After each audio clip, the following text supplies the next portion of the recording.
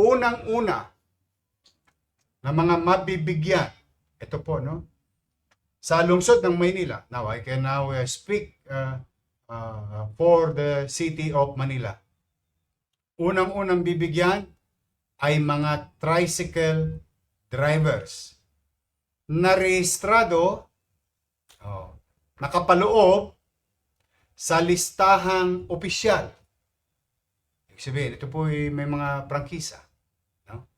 Ng lokal na pamahalaan. And as we speak, habang tayo nag-uusap ngayon, ina-upload na po ang mga pangalan ng mga miyembro ng mga TODA sa buong Maynila, which is about 11, more or less, 11,000 individuals. Tingko po, no? Ina-upload na. Nagpupulong po ngayon si Secretary Rex Gatchalian at ang 17 local social welfare department ng bawat lokal na pamahalaan. Nasa national office po sila ngayon. Si Director J. De La Puente. At kanina po ay inatasan ko si Director Dennis Viaje ng MTPB na isumiti ang mga naitala sa listahan opisyal ng lokal na pamahalaan na humigit kumulang 11,000 tricycle drivers sa lungsod ng Maynila. So, yan po yun. So, mauna ang tricycle drivers natatanggap ng 5,000 pesos. Ulitin ko po, no? Pangungunahan ng DSWD, ang logistical support ay nasa lokal na pamahalaan. At abatan po ninyo ang susunod naming abiso kung kailan officially final or final, no, ang distribution. But sigurado po ako, it will happen next week. Yun na po ang katiyakan. Kung anong araw, i-update po namin kayo. Abatan nyo lang ang page ko at ang page ng MPIO for proper future notice. So, tricycle drivers. Yorme, paano po kami mga jeepney drivers? Meron din po kayo mga jeepney drivers na nasa lungsod ng Maynila. Okay? There is about 1,000 plus drivers in the city of Manila.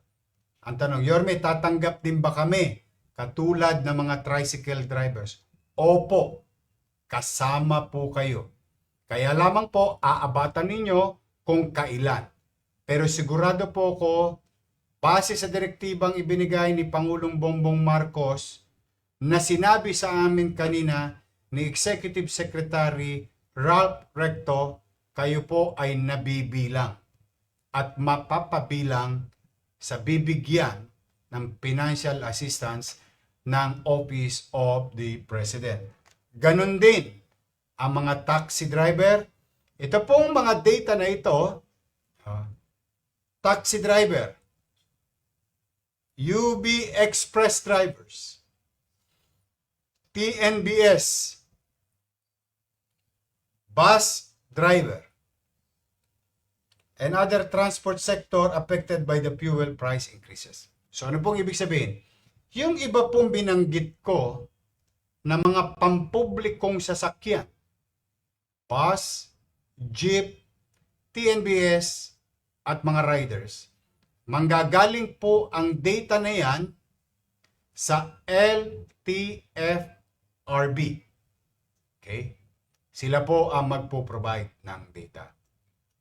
At kami naman ipapasa sa DSWD. DSWD i-implement sa lungsod at tutulong ang MSW or Manila Social Welfare Development. I hope nasusundan po ninyo ako, no?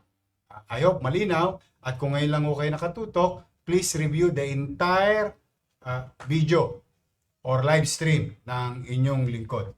So, madalit salita, the LGU is responsible in identifying the list ng tricycle. Okay? Yorme, kung kami na isubmitin na, kailan namin malalaman? Malalaman niyo po kailan at saan.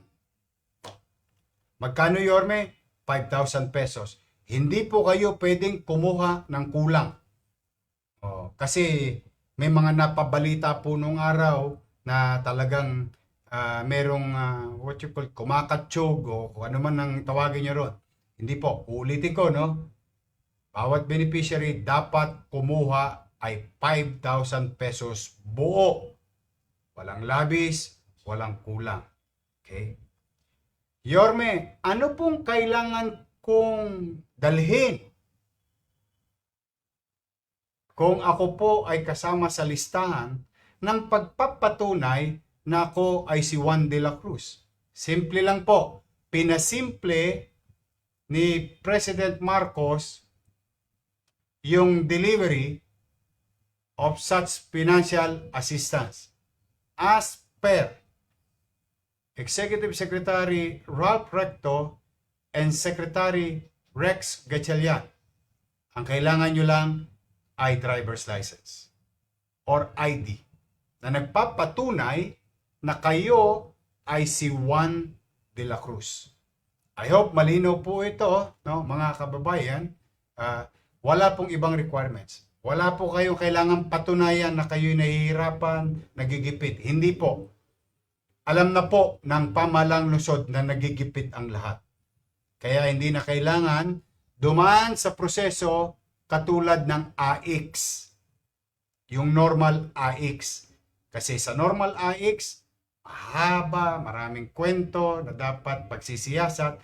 In this case po, gusto ng Office of the President is nakalista ka, may ID ka, makuha mo yung financial assistance. Para makatikim naman ng makagaang sa pamumuhay ng mga nagmamaneho sa atin sa publiko.